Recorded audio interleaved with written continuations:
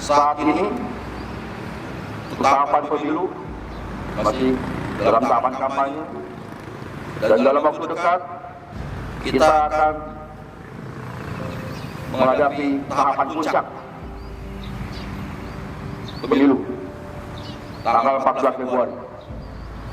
Artinya apa? Itu tidak lama lagi kita akan menghadapi pesta demokrasi pemilu Pilpres dan Pileg.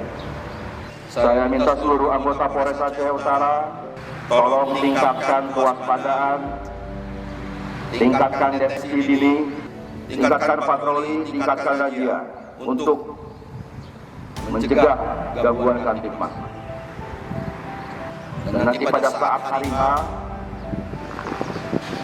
pemilu, pada saat pencoblosan, pemungutan suara, rekapitulasi penghitungan suara,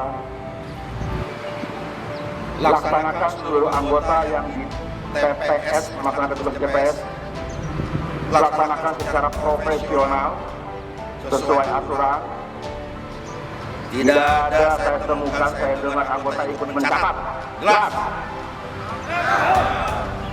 Tidak ada. Tugas kita cukup mengawal demokrasi ini hanya dengan mengamankan agar situasi tetap kondusif. Jelas? Ya, jelas. Tidak lebih dari itu.